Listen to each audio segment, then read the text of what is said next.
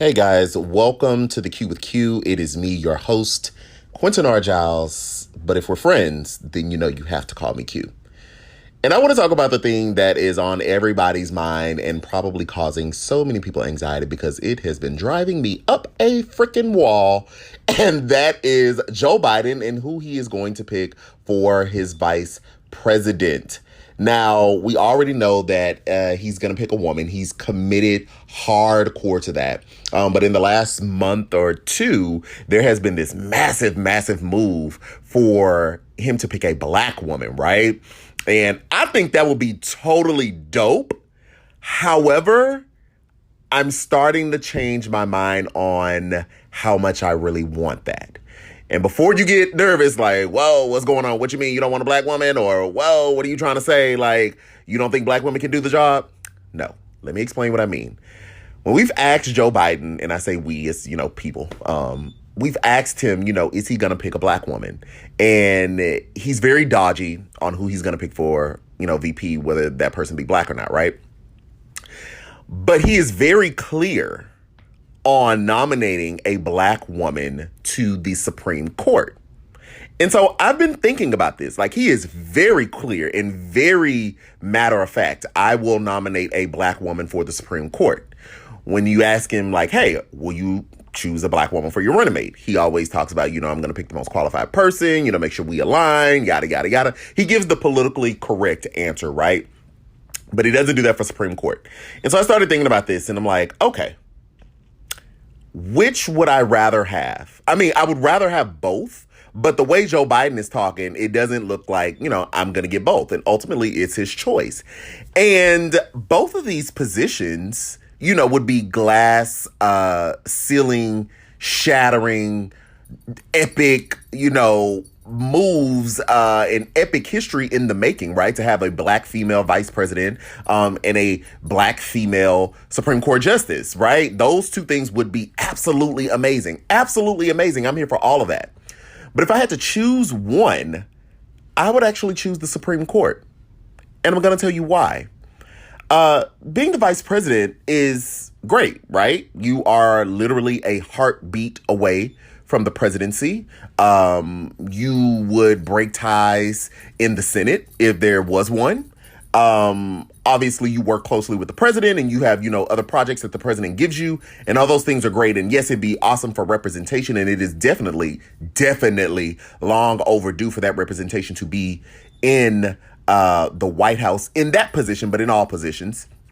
But the Supreme Court, or wait, before I go to the Supreme Court, but the only thing is about VP, right, is let's say you're always the VP. You're only going to be VP at a minimum for 4 years, right? Unless you resign or unless you pass away.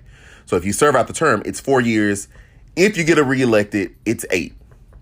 Supreme Court, baby, that's a lifetime. That is a lifetime appointment, okay? People die out of the Supreme Court or they retire out of the Supreme Court.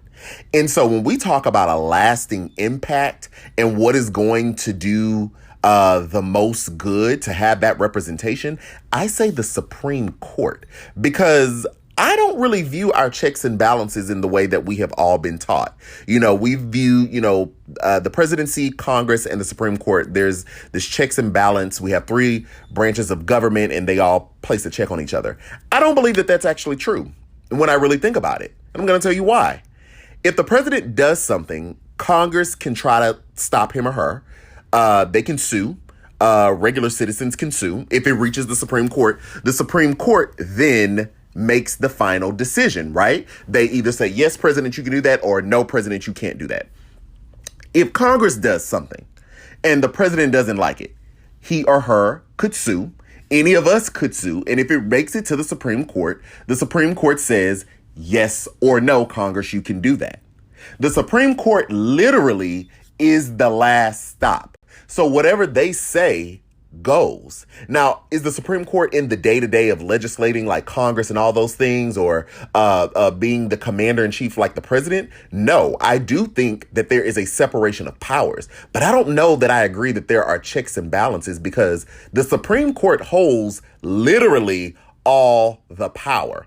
And so I think it might be more beneficial to have a black woman on the Supreme Court, a lifetime position, ensuring that there is a fight for black people and minorities and just civil rights for all people, right? Like, let's just keep it all the way 100. Civil rights for all people on that court that has the final say in what we do in this country.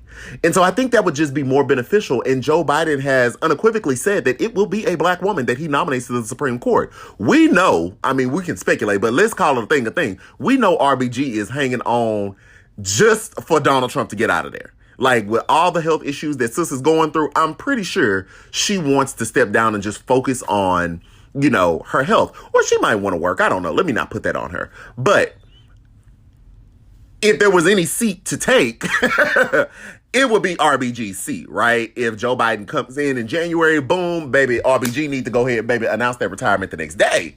And let's go ahead and get up in there, girl, because you be in the hospital too much. You need to go take care of that. And so, boom, we automatically have a black woman, black representation, black female representation in a body that has never had that representation.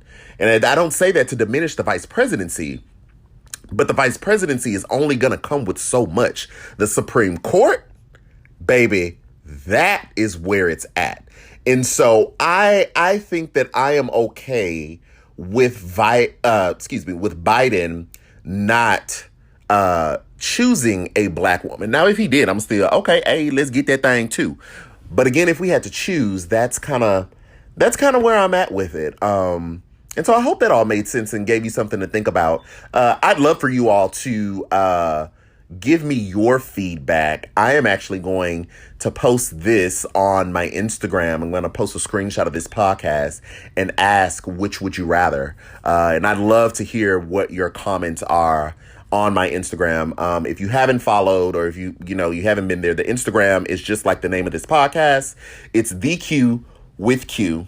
And let me know what you think. Would you rather have a female black vice president, or would you rather have a female black Supreme Court justice? So that's all I have to say today. I don't know who Joe Biden's going to pick, but we should find out in the next week. And baby, I'm ready. I am ready. I will say this. Let me say this before I go. Y'all know I likes that Val Demings. That Val Demings can get it. Now, yes, she is a black woman, but that Val Demings could get that VP. But y'all know for presidency, I was an Elizabeth Warren supporter. And so I think it would be absolutely awesome if Joe Biden picked Elizabeth Warren, because I think that would totally be a unity ticket between a quote unquote moderate and a quote unquote progressive coming together to get us back on track, if you will.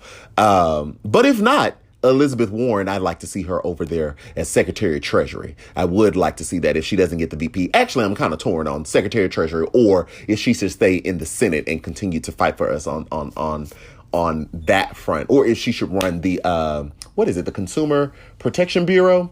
One of those things, but I'd love to see a Warren VP. But we'll see. Joe Biden is going to let us know. The suspense is like driving everybody up a wall, like I said once before, and I just can't wait. And as soon as he announces, you'll probably get the update on my Instagram first, but we'll definitely be coming back and making a podcast about it. And as you know, I say we, because one day I will have that production crew.